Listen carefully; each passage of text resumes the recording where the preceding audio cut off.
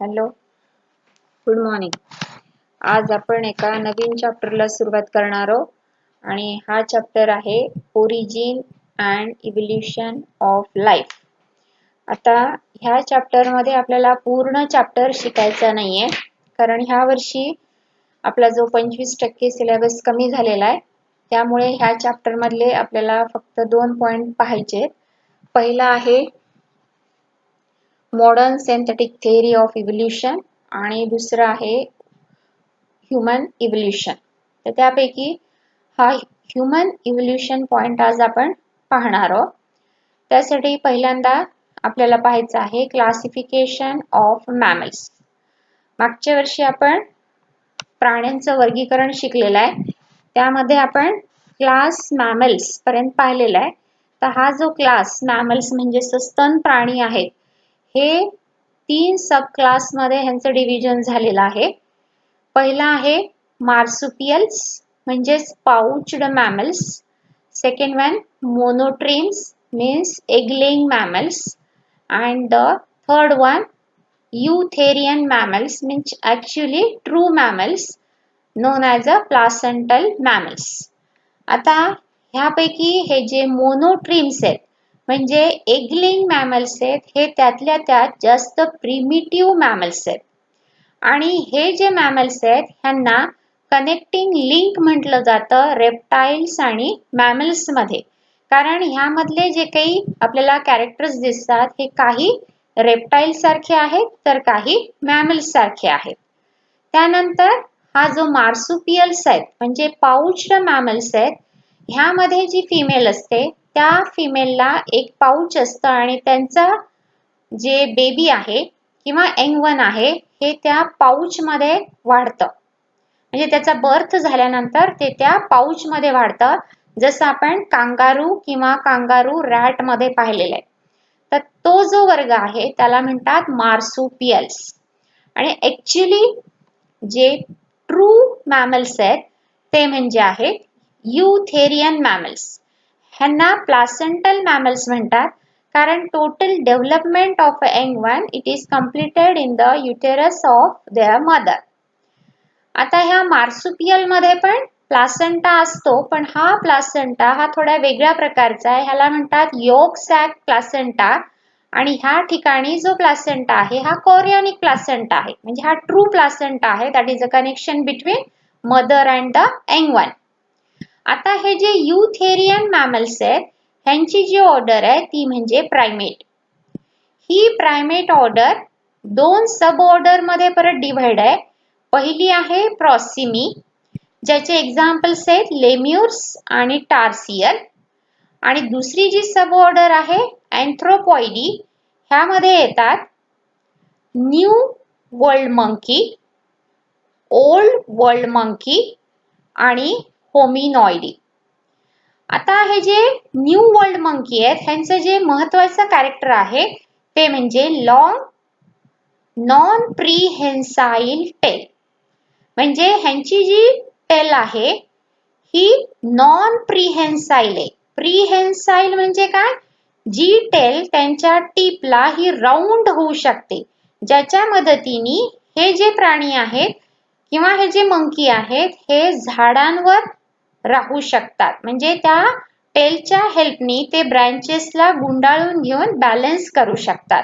पण ह्या ठिकाणी हे जे न्यू वर्ल्ड मंकी आहेत ह्यांची जी टेल आहे ही नॉन प्रीहेन्साइल आहे. एक्झाम्पल्स आहेत स्क्विरल मंकी आणि स्पायडर मंकी. आता हे जे ओल्ड वर्ल्ड मंकी आहेत ह्यामधला जो फरक आहे, इथे जी टेल आहे ही शॉर्ट आहे, नॉन प्रीहेन्साइल आहे. म्हणजे इथे पण जी टेल आहे ही नॉन प्रीहेन्साइल आहे पण शॉर्ट आहे, आणि इकडे न्यू वर्ल्ड मंकी मध्ये पण नॉन प्रीहेन्साइल टेल आहे पण ती लॉंग आहे. आता हे जे ओल्ड वर्ल्ड मंकीज आहेत हे आपल्याला म्हणजे ह्यूमन्सला जास्त जवळचे आहेत आणि त्यांचे एक्झाम्पल्स आहेत बबून्स, मॅक्यूस, लंगूर्स. तिसरा अँथ्रोपॉइडीची जी सब ऑर्डर आहे ह्या होमिनॉइडी. टेलर्स, ग्रेट एप्स ह्यामध्ये सगळे एप्स येतात. आता हे जे एप्स आहेत हे परत 3 प्रकारचे आहेत. पहिला आहे हायलोबॅटिडी, म्हणजे अर्बोरियल एप्स. Example gibbons. म्हणजे झाडांवर आढळणारे किंवा झाडांवर राहणारे, किंवा ज्याला आपण एरियल म्हणू, arboreal apes. Second one Pongidae, semi arboreal apes. म्हणजे हे झाडांवर पण राहतात आणि जमिनीवर पण येतात. म्हणजे सेमी अर्बोरियल एप्स ह्यामध्ये येतात गोरिला, चिंपांजी आणि ओरंगटन. जे जास्त आपल्या हे चिंपांजी आणि गोरिला मानवाच्या जास्त जवळचे आहेत. Third group Hominoidea, erect posture. म्हणजे आता ह्यांचं जे शरीराची ठेवण आहे हे पूर्णपणे उभी आहे, स्ट्रेट आहे. ह्याचं एक्झाम्पल आहे आपण स्वतः, म्हणजे ह्युमन बीइंग्स. हे आहे क्लासिफिकेशन ऑफ मॅमल्स. आता ह्यानंतर ह्या ह्युमन बीइंग्सचं डेव्हलपमेंट हे फास्ट का झालेलं आहे, तर ह्यांच्यामध्ये इव्होल्युशन कशा पद्धतीने झालेलं आहे हे आपल्याला पाहायचं आहे. तर ह्युमन बीइंग्स हे बाकीच्यांपेक्षा जास्त इव्हॉल्व का झाले, तर त्याच्यामधले जे कॅरेक्टर्स जे मेन आहेत ते म्हणजे increase in the size and the complexity of the brain. म्हणजे इथे त्यांच्या मेंदूचा विकास आणि मेंदूची वाढ ही जास्त चांगली झालेली आहे.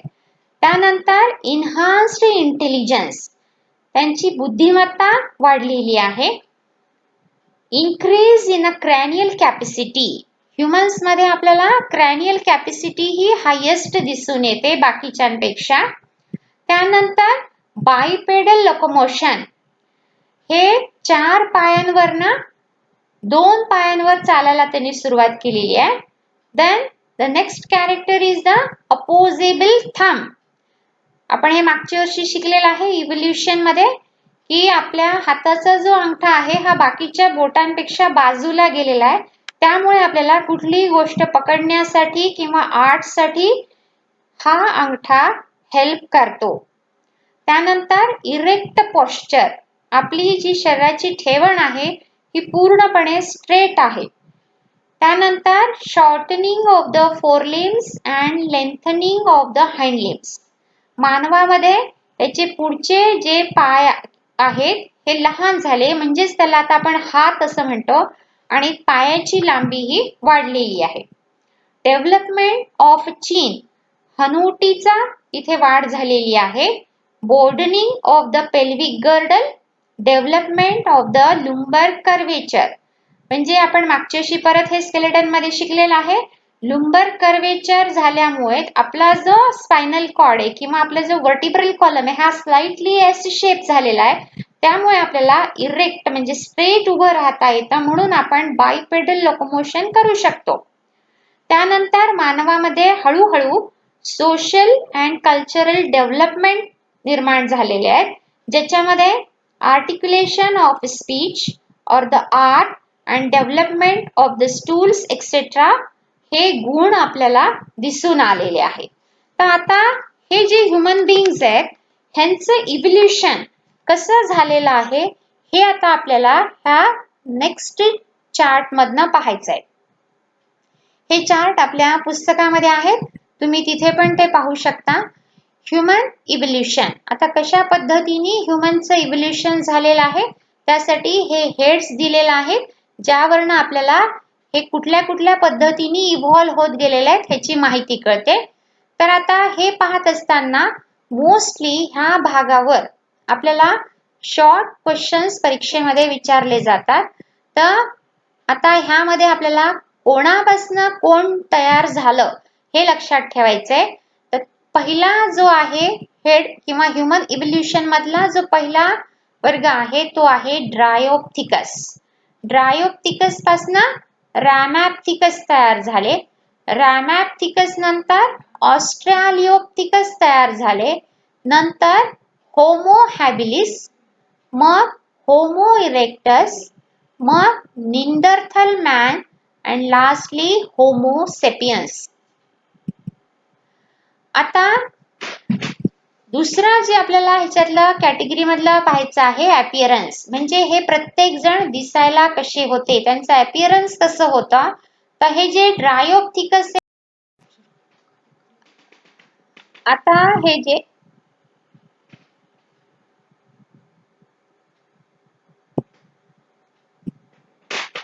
हे जे ड्रायोप्थिकस आहेत हे एप सारखे आहेत, म्हणजे चिंपांजी गोरिला सारखं त्यांचं अपीअरन्स आहे.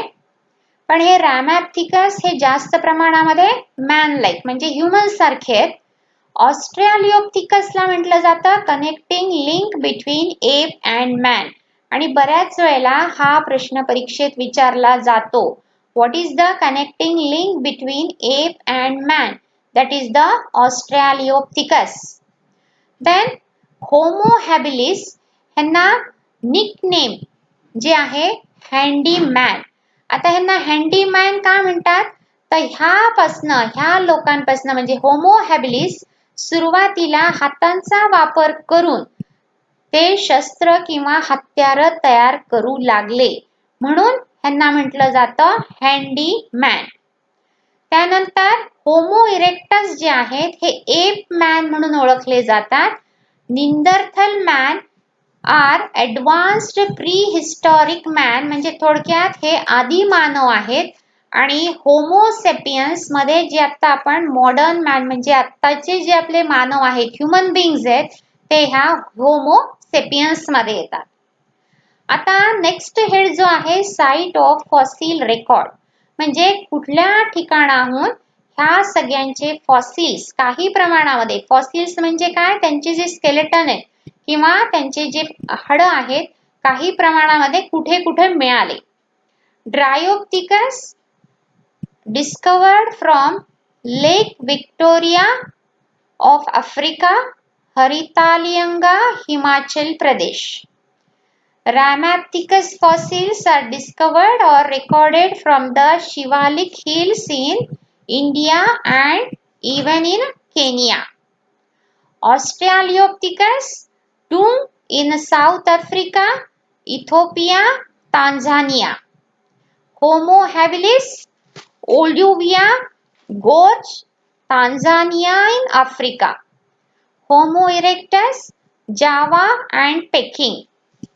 Neanderthal man, Neanderthal Valley in Germany, and Homo sapiens from Africa. That is the fossil records of these. Then the next head is the period. ह्या पिरियड मध्ये काय म्हणजे हे कोणत्या काळामध्ये पृथ्वीवर अस्तित्वात होते.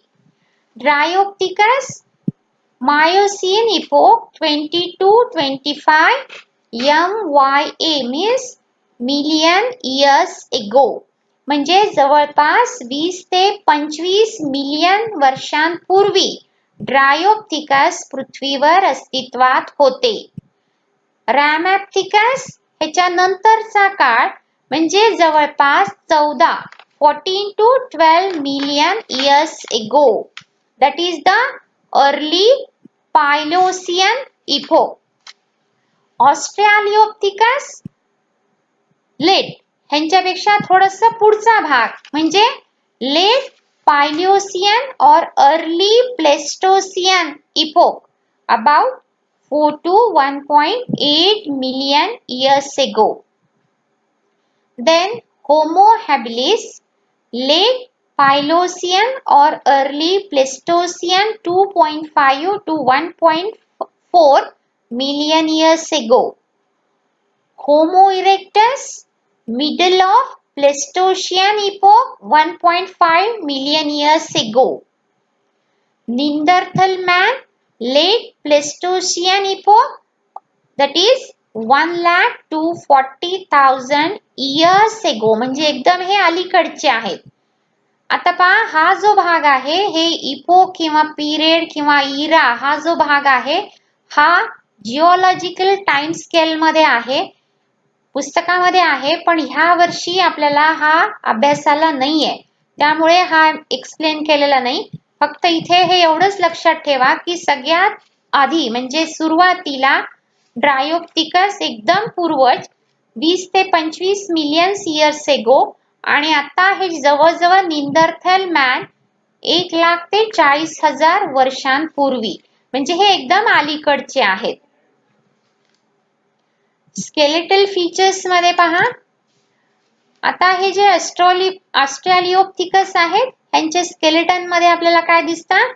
Not taller than 4 feet, jaws larger, prognathous face, chin absent. आता ह्यांचा हाईट जास्त नाहीये, जवळपास 4 feet.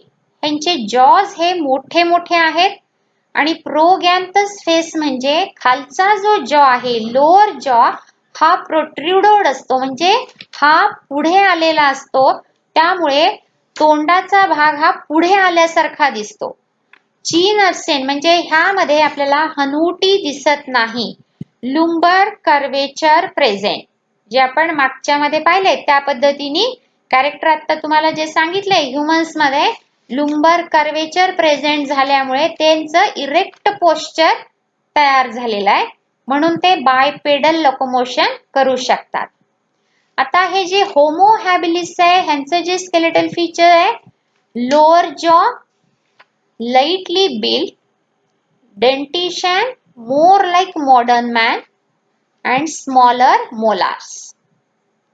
होमो इरेक्टस मध्ये जवळपास 5 feet in height, prognathous face, आता सांगितल्याप्रमाणे लोअर जॉ हा पुढे आलेला, massive jaws, huge teeth, chin absent, bony eyebrow ridges present, म्हणजे डोळ्याच्या वर जे आयब्रो आहेत हे हार्ड आणि बोनी आहेत, पुढे आलेले ते डोळ्याच्या खोबडीच्या. Neanderthal man, heavy built, short prominent eyebrow, ridges, low forehead, deep jaws, chin absent, outwardly curve thigh bones. हे आहेत स्केलेटल फीचर्स. आता पोश्चर म्हणजे शरीराची ठेवण कशी होती त्यांच्या? ड्रायोप्थिकस, सेमी इरेक्ट म्हणजे पुढे झुकलेले, वाकून चालणारे. पण पुढचे मात्र रॅमॅप्थिकस पासून erect, Australopithecus upright means mostly erect, Homo habilis erect, Homo erectus erect, Neanderthal man erect, and again homo sapiens are also erect. आता लक्षात ठेवायचा भाग म्हणजे हा महत्त्वाचा पॉइंट आहे, क्रॅनियल कॅपॅसिटी. ह्यावर बऱ्याच वेळेला MCQ किंवा व्हेरी शॉर्ट आन्सर मध्ये क्वेश्चन असतो. आता हे जे ऑस्ट्रेलियोप्थिकस आहेत ह्यांची जी क्रॅनियल कॅपॅसिटी आहे 450 to 600 cc means the cranial capacity. आणि हळूहळू पहा आता ह्याचा सिक्वेन्स न वाढ होत गेलेली आहे, इंटेलिजन्स मध्ये इन्क्रीज आपल्याला दिसून येते, क्रॅनियल कॅपॅसिटी वाढत गेलेली आहे. Homo habilis 650 to 800 cc, Homo erectus 900 cc, Neanderthal man 1400 cc and homo sapiens means the modern man 1450 cc. हा एक क्रॅनियल कॅपॅसिटीचा पॉइंट लक्षात करून घ्यायचा. Special features, Dryopithecus they show close similarity to the chimpanzee. Australopithecus man with ape brain, हा सुद्धा point परीक्षेत बऱ्याच वेळेला विचारला जातो. ऑस्ट्रेलियोप्थिकस हे कनेक्टिंग लिंक आहेत एप आणि मॅन मधले, त्यानंतर ह्यांनाच म्हटलं जातं man with a ape brain. Homo habilis probably did not eat meat, म्हणजे हे मांसाहारी बहुतेक नव्हते. Made tools from the stones, ते दगडांपासून हत्यार बनवायला शिकले म्हणून त्यांना म्हटलं जातं handyman, nickname handyman. Homo erectus probably eat meat, म्हणजे आता इथनं ते मांसाहारी बहुतेक होते, म्हणजे आता शाकाहाराकडनं ते ऑमनिवोरस झालेले आहेत, मिश्रहारी झालेले आहेत. माइट हॅव युज्ड फायर, आणि पहिल्यांदा इथे त्यांनी अग्नीचा वापर सुरू केला. निंदरथल मॅन युज्ड हाईड, म्हणजे कातडीचा वापर करायला सुरुवात केला, हे ऑमनिवोरस झालेले आहेत. आणि पहिल्यांदा ह्यांनी अग्नीचा वापर सुरू केलेला आहे. निंदरथल मॅन युज्ड हाईड म्हणजे पहिल्यांदा आता प्राण्यांच्या कातडीचा वापर करून वापरायला सुरुवात केलेला आहे. Buried their dead constructed flint tools आणि त्यांच्यामध्ये जे व्यक्ती मृत होत होते त्यांना त्यांनी म्हणजे त्यांचं पूर्ण किंवा त्यांना जाळण्याची प्रथा इथनं सुरू झालेली आहे आणि त्यांनी फ्लिंट टूल्स म्हणजे दगडापासून शार्प हत्यार बनवायला सुरुवात केली आहे. आता होमोसेपियन्स हे जे आहेत develop distinct races develop caves at about 18,000 years ago आणि मग ह्यांनी गुहेमध्ये राहायला सुरुवात करून गुहेमध्ये वेगवेगळी चित्र वगैरे काढायला पेंटिंग्स करायला सुरुवात केलेली आहे. तर अशा पद्धतीने हळूहळू ह्युमनचं हे इव्होल्युशन ड्रायोप्थिकस ते होमोसेपियन्स पर्यंत अशा पद्धतीने होत गेलेलं आहे. ह्यामध्ये हे सिक्वेन्स एक लक्षात ठेवायचा आहे. कनेक्टिंग लिंक लक्षात ठेवायची आपल्याला. हँडीमॅन कोणाला म्हणतात हा एक पॉइंट लक्षात ठेवायचा आहे. त्यानंतर क्रॅनियल कॅपॅसिटीचा पॉइंट आपल्याला लक्षात ठेवायचा आहे आणि मॅन विथ एप ब्रेन कोणाला म्हणतात हा एक पॉइंट लक्षात ठेवा म्हणजे आपल्याला हे ह्यूमन इव्होल्युशन लक्षात येईल. थँक्यू.